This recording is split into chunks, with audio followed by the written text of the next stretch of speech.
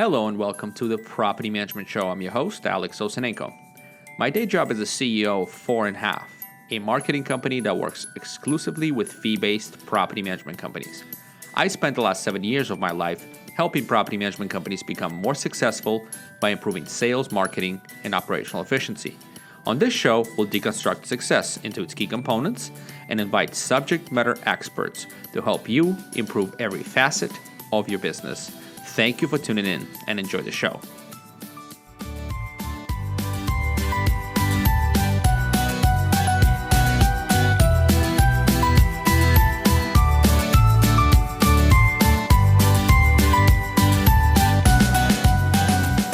So the topic today is how to set up a sales process for your property management company.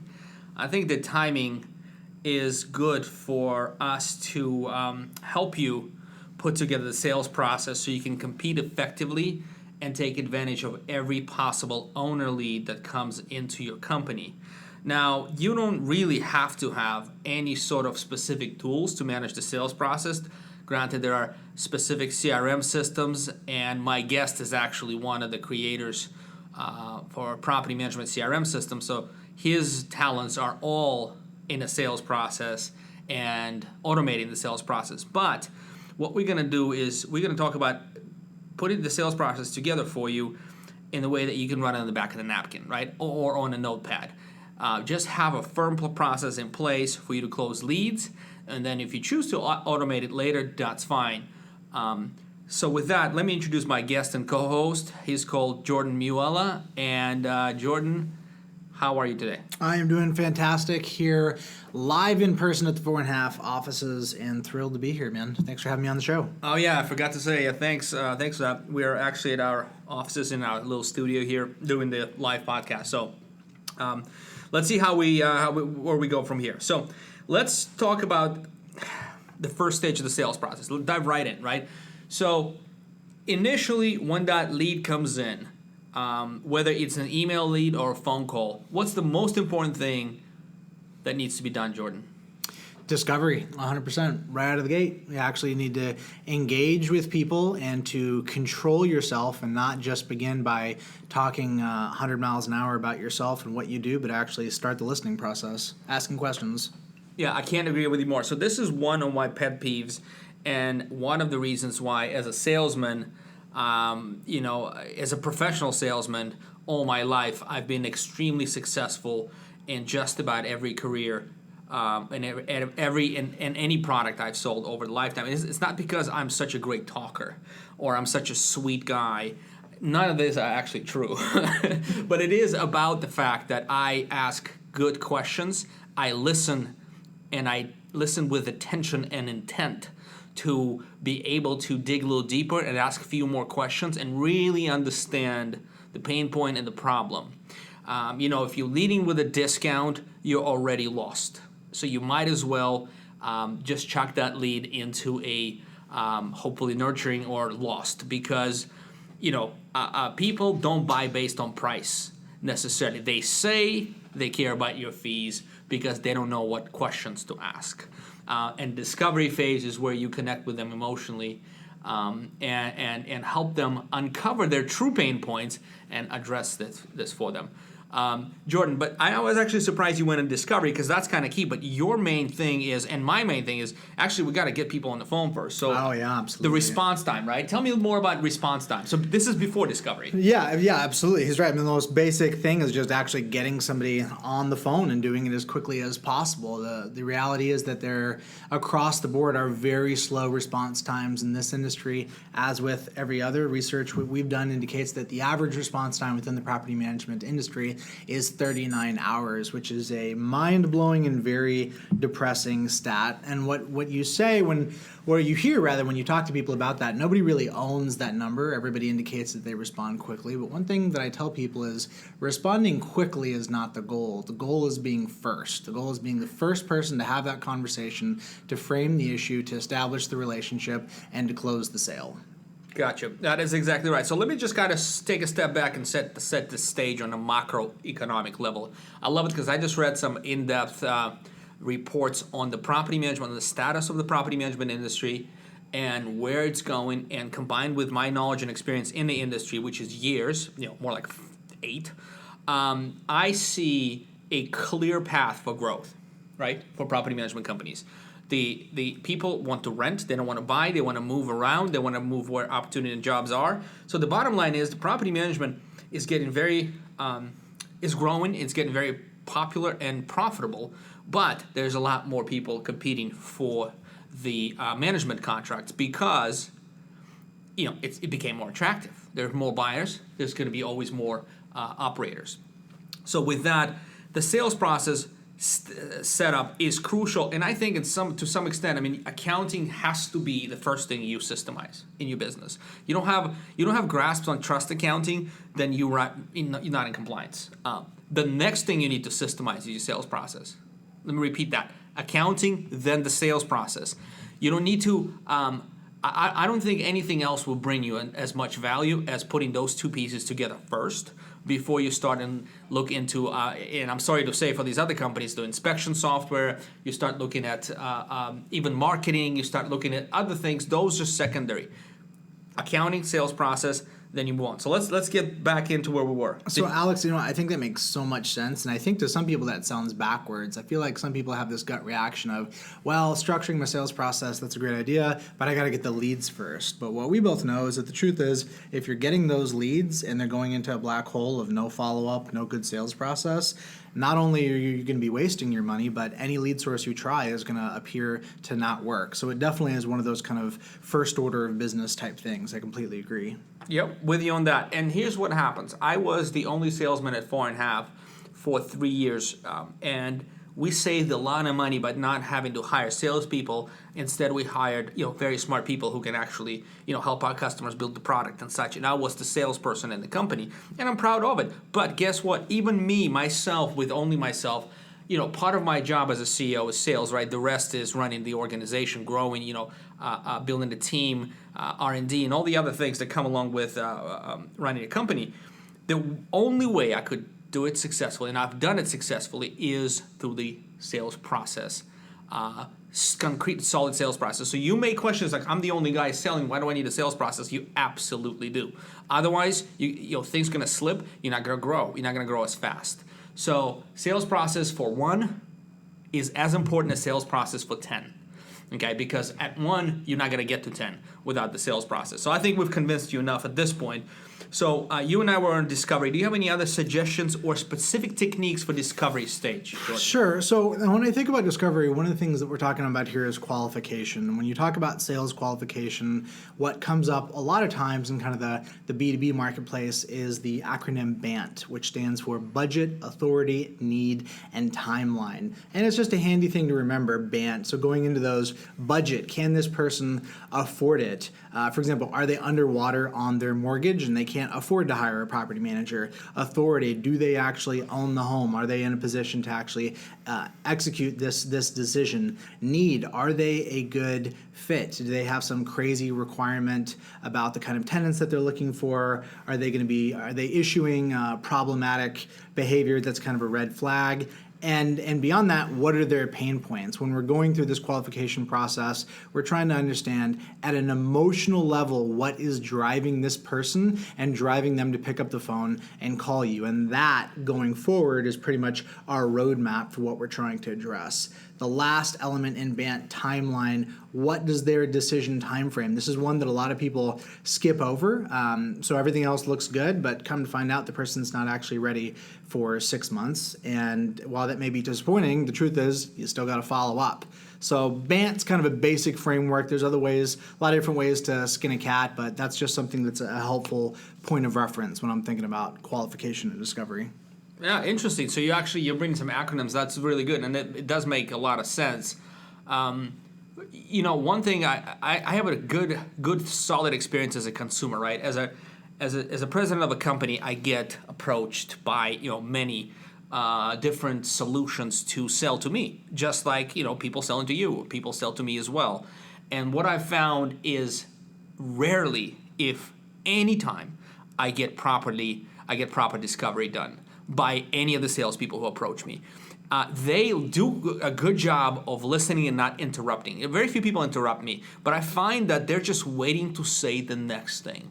They're just biding their time, can't wait to speak over me, and as soon as I finish my statement about what our requirements are, they launch into the spiel of how great their software tool product is, and I really, it just does not touch me. And I'm kind of disappointed, to be honest with you, with the salesmanship, the quality of the salesmanship of today's people. So you have an absolute opportunity here to compete effectively just by the fact that your discovery is solid and you emotionally connect with the person with the property, because they have a problem. They're calling you because they have a problem. They're not going to tell you what that is until you become their friend, right? Until this makes sense to them that you are there to listen and not lead with discounts, not rush them off the phone and send them a contract, not move on to the next one, but really take your time. And I actually do, and sorry, Jordan, it's a monologue here, but I actually have something to say on this. I teach classes in my in property management shops, sales classes, and what I found, one is the biggest thing is somebody asked me this, and this was a kind of really revealing question. They say, Alex, so I know you talk a lot about discovery, but how long should the discovery be? When should I know when to get off the phone? And and my answer, and this is a valid question. I don't mean to bring down the person. It's a great question. The answer is the longer you stay on the phone, the more likelihood you will get the deal. So if you stay on the phone, I say my thing is this. If you stay on the phone for 30 minutes, you have 50% chance to close that deal. If you stay on the phone for 45 minutes, you have probably 75 to 100% chance to close the deal. People like to be heard. And some people are short, some thorough discovery can be done in 15 minutes. Like 10 to 15 minutes, but that's usually short people who are busy at work. People, a good 30-minute conversation, you had a quality call. If you had anything on 30 minutes, you really didn't you didn't really try very hard. Okay? That's a really interesting way to look at it. I haven't thought about that, but that makes so much sense. Even from the obvious level of, you think about a lead that comes in, let's say through like a lead vendor like All Property Management, and they're going to have a couple of conversations. Mathematically, nobody even has time to have 4 45-minute conversations with 4 different property managers. No way. Once you've had that conversation, you're locked in. People want to go with the decision and just cut their losses and just go with what works and where they feel like they have established trust. You're right. And the true art here is caring. That's all, right? Right. And this is the people say, okay, well, they ask me what my fee is. Like what my fee is. How do I overcome what is your fee question? Well, it is very easy, to be honest with you, if you really care, right? So your answer is simply, we do have different programs for different types of property owners, depending on where you are in a lifetime or in ownership of your property. Let me ask you, how long have you had the house for? That's it. You lead with that one question. You ask a simple one. Don't ask them for their social security number right off the bat, right? You got to date a little bit before you go for the close. But you ask them how long they own the property for, how they came to be a landlord. Start from kind of far away and build your questioning. Build your discovery into a full duplex conversation where both people are engaged. And when you do listen, take notes, understand what the pain points, interpret what they say, and validate and ask them questions. I like the concept of peeling, continue to peel the conversation, because again, really, they're not going to tell you what the problem is, they're not going to tell you what they care about, and they don't know what to ask. So you're having a conversation with a person who doesn't know what to ask, nor they are ready to talk to you about their pain points. So I think that's the first step I would take is train myself on absolute care during discovery and execute that and take notes, and that's going to be your first differentiator. Love it. Very, very, very smart. Next point on the list here, Alex, I believe we had presentation up next. Well, so right, discovery has been discovery is done. Now you really want to kind of talk to them about your products and services. So, Jordan, how would you approach presentation? Great question. So just differentiating, some people are wondering, how is this even different, discovery from presentation? So the presentation is after we have established trust, after we have found the genuine needs that we are now trying to specifically target via our presentation, now we're sitting down to finally start talking about us as opposed to leading out talking about us. And once we're in that mode, there's a couple of different things I would say here. The first is, I'm going to use kind of an ugly word a lot of people will recoil out, but have a script of some kind, at least a soft script. I understand where people get uncomfortable with the idea of a script when they think that you're going to sound like a teleprompter. Nobody wants to sound like a teleprompter. But a soft script is a couple of different things. It's basically bullet points of your unique value proposition, bullet points of basic Q&A, so what are the common questions, common responses, and bullet points of objections and responses. So it's not word for word, it's not verbatim, but it's a kind of a safe anchor, safe haven, and a reference point going through the conversation to cover all of your bases. Now, past that, when we think about how we actually generate this, well, if you sat down, took the time, you can come up with one of these lists. But additionally, you should also be mining what's already happening. So the sales conversations that you're currently happening, if at all possible, those should be recorded because those recordings are a gold mine. And if you were recording all of your conversations and you went back over the last 30, took the time, did some research, you would find that you had a handful of calls that went incredibly well, off the charts, a handful that went horrible, you never want to see happen again, and a lot somewhere in the middle. And so we've got to mine both the bad and the good to kind of refine this process. That's one basic mechanic for kind of building and tightening up your script is mining call recordings. Another thing to keep in mind here is to have sufficient sales collateral. And we define sales collateral as the assets that you use to move people towards the sale. So this is not necessarily like a pricing discount. This is like an actual piece of visual collateral. This could be a PDF, it could be a video, it could be any of those things where you're talking about your services, featuring happy customers, those sorts of things. And I'll reference a couple of specific points. One is testimonials and case studies. These make for fantastic sales collateral, very low threshold, not difficult or expensive to create. Alex, chime in here. People get nervous about video, but I've seen you be a really strong advocate for the fact that video does not require hiring a film crew to create a decent video of a customer testimonial, for example. Am I right? Yeah, yes, absolutely. I'm itching here because, content is the lifeblood of our business, and, it is not about production quality. It is about, again, care. How much do you care about your business? Are you the business owner that looks a bit uncomfortable on the video but delivers true value? Then you're the man, right? Or you're the woman. I want to hire you. If you are afraid of the quality and stuff, that's normal. That's okay. Then have some other, have your team do an introduction. Have something like Jordan says, PDF, some kind of a collateral beyond just, a conversation and a thank you email. And follow-up is huge. Follow-up is such a big deal, but it can't be calling people and asking, are you ready to buy? Are you ready? Are you ready? Are you ready? We have to vary it. So talking about other forms of sales collateral, another one is the pitch deck. Alex, I know being here in kind of the Valley area, you know what I'm talking about when I'm talking about a pitch deck. But for those of you that don't know, a pitch deck is basically a very quick summation, in this case, of your services, what you do, how you are unique, addressing key concerns and questions, etc. It's something that some companies neglect, and I'm a believer in it because it allows you post-conversation to send something to people that they can stew on, review, show to others, and it's not your management agreement. A lot of people feel like if they're going to send something, they've got to send the management agreement. Maybe you do or you don't, but this is another option, and it's a opportunity to demonstrate quality. Last thing I'll say in terms of sales collateral is having a presentation folder. So have a physical hard asset that when you meet somebody at the property screams high quality, legit organization. Ideally, this is a folder that actually has your logo on it. It has the other forms of sales collateral that we have just talked about. It could have case studies.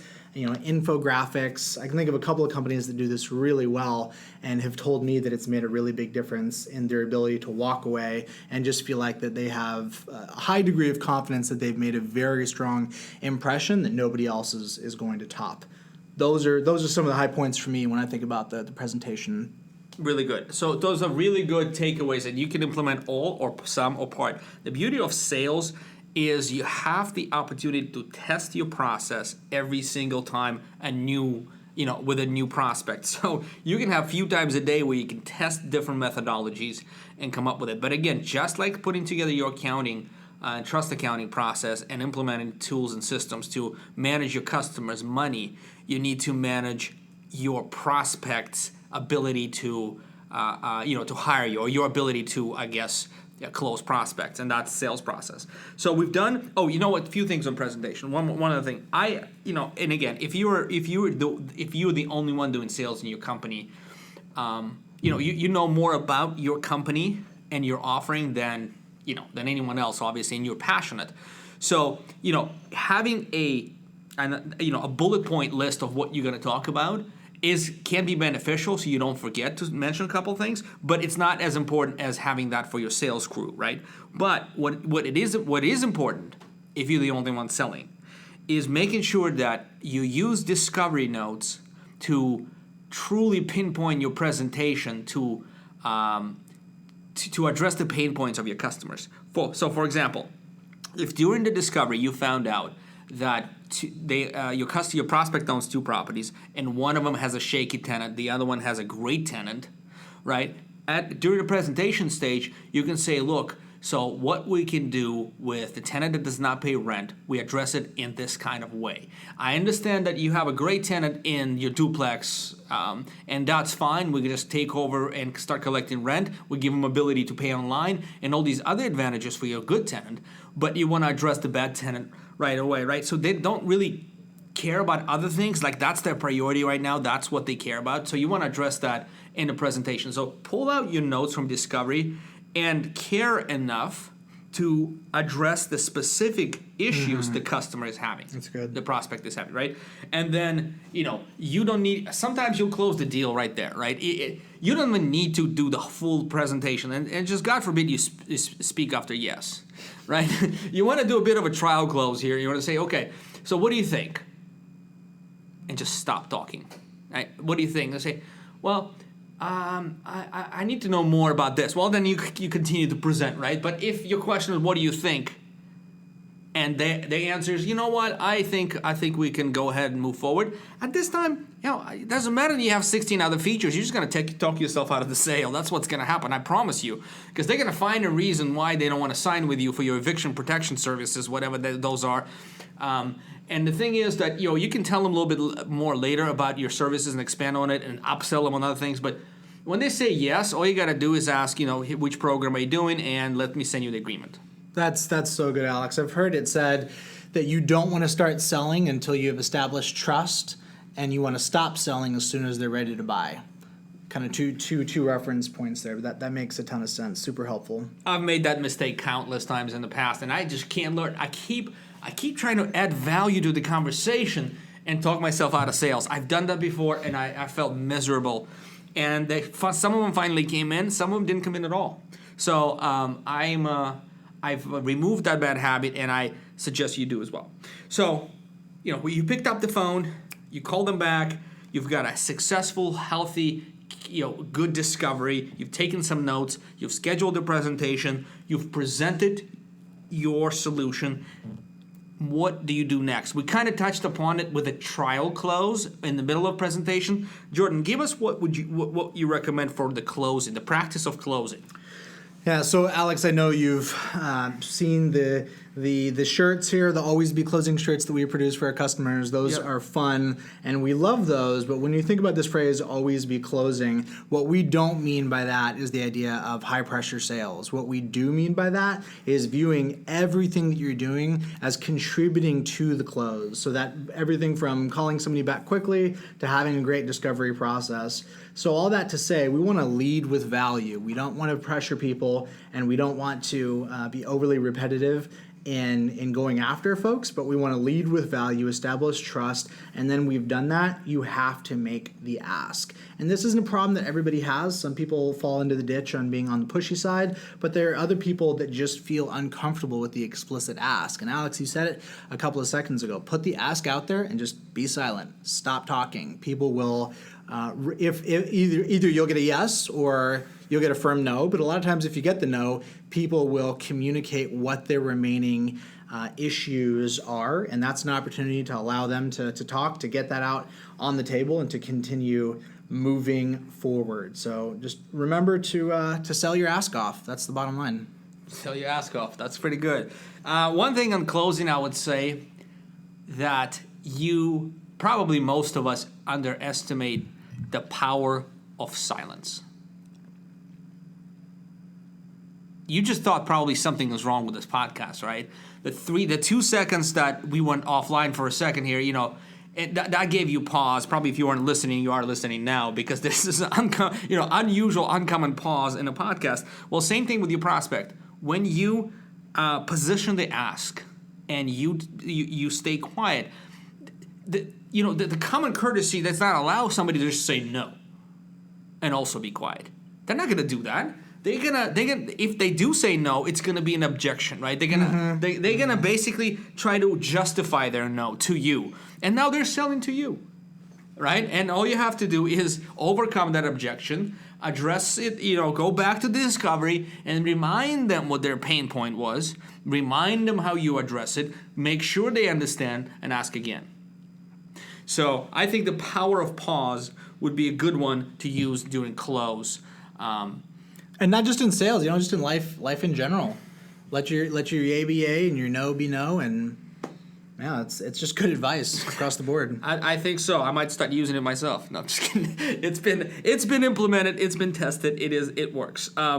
So all right. So we do the close. I think close is the easiest. You know why? Because we've done such a good job at discovery. I mean, we feel really connected to that person. We present it. We know we're a fit. We know we want to get that business. They know they want to work with us. The close should be really a natural next step. But what most people don't do is the next step, and that is follow up. Yep. Actually having a coherent plan for staying in front of people. Let's say you have done all of these things. You're a true sales ninja. You don't need our podcast. It's baked into your DNA, and yet you're a busy person. You're wearing a lot of different hats, juggling a lot of different things, and for whatever reason, you don't have a structured process in your follow-up.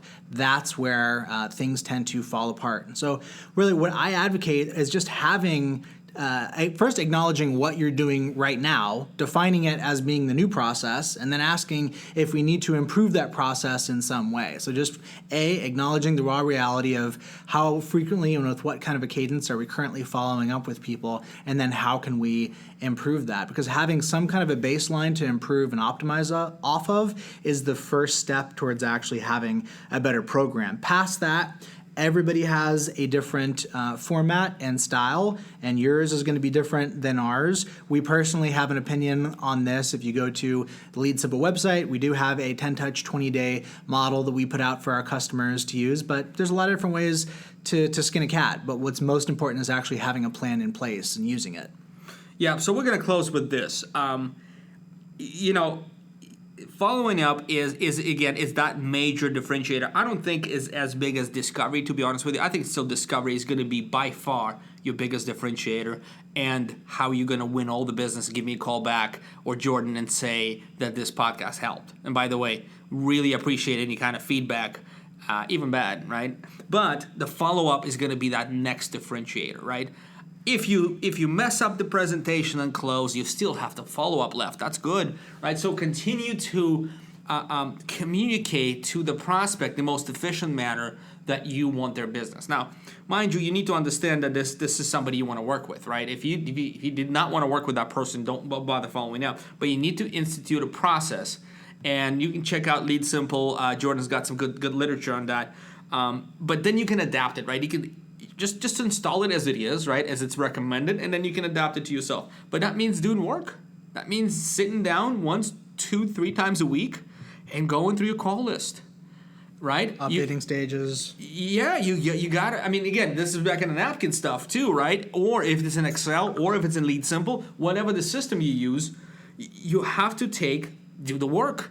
Do the work, meaning that pick up the phone, call them, ask them how they are, ask them if they're ready to move forward, what happened to their house, send them an email, and that diligence, that consistency is going to bring you the kind of results in business that you want to have. And it's a narrowing field, Alex, right? I mean, wouldn't we say this is more or less like a long endurance race that more and more people drop out of over time. So if they're having a couple of conversations with a couple of vendors, after a couple of follow-ups, you have a few salespeople that are just completely checked out. So by the time that you're actually staying in touch with that person 3-4 months later, you're probably going to be the only person that still is in the running and even taking the time to care and to follow up with them.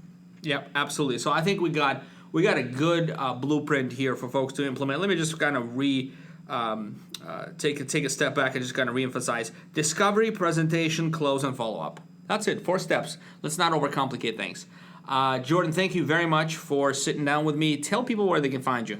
So you can find us at LeadSimple.com. We've got some great information there specifically on the sales course, and you can check it out at LeadSimple.com. Thanks, Jordan. It's a pleasure having you here. Pleasure being here, Alex.